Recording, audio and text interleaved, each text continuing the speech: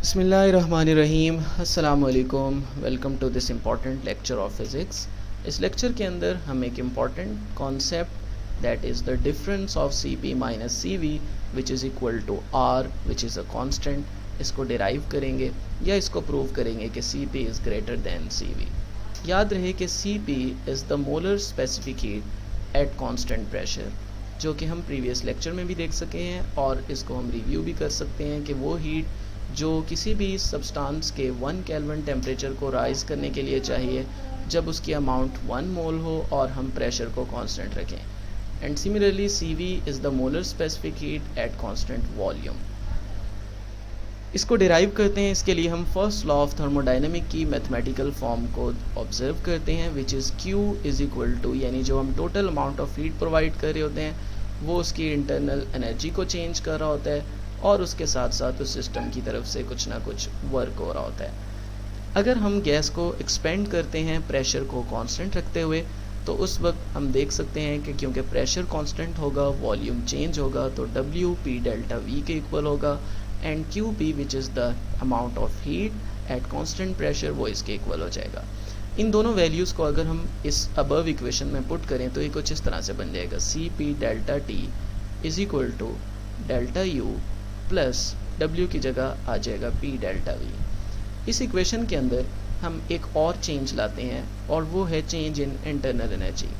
अगर हम कहें कि delta U is same in both cases, यानी कांस्टेंट प्रेशर और कांस्टेंट वॉल्यूम के लिए अगर डेल्टा U सेम है तो उस वक्त हम डेल्टा U के लिए फॉर कांस्टेंट वॉल्यूम के केस में हम लिख सकते हैं कि C V delta T is equal to delta U plus zero, क्योंकि उसमें कांस्टेंट वॉल्यूम के केस में वर्क ज़ीरो होता है। तो उस केस में हमारे पास ये एक रिलेशन आ जाएगा और इस रिलेशन को हम अबव इक्वेशन में पुट कर देंगे यहाँ पर।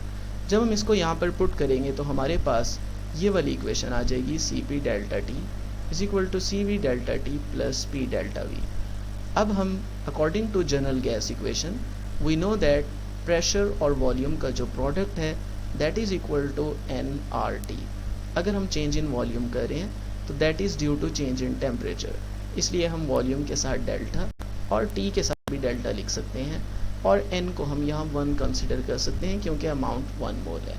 अगर हम इस वैल्यू को यहाँ पर पुट करें तो इसके मुताबिक हम डेल्टा टी को कॉमन ले लेते हैं सब में से और जब हम कॉमन लेंगे तो ये कैंसल आउट हो जाएगा और हम इसके मुताबिक मैथमेटिकली इस तरह से लिख सकते हैं।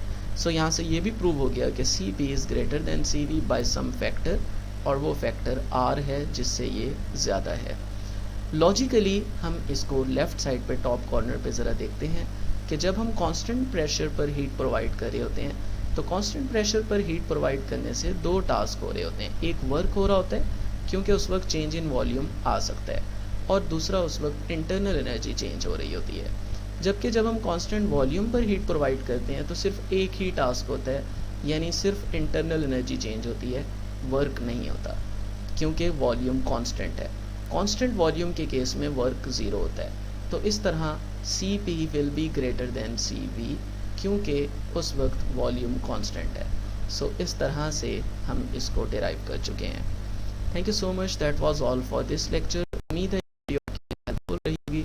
रिक्वेस्ट हो कि आप हमारे चैनल को ज़रूर सब्सक्राइब करें और बेल आइकन को क्लिक कर लें ताकि आपको आइंदा ऐसी यूज़फुल वीडियोस मिल सकें। Thank you.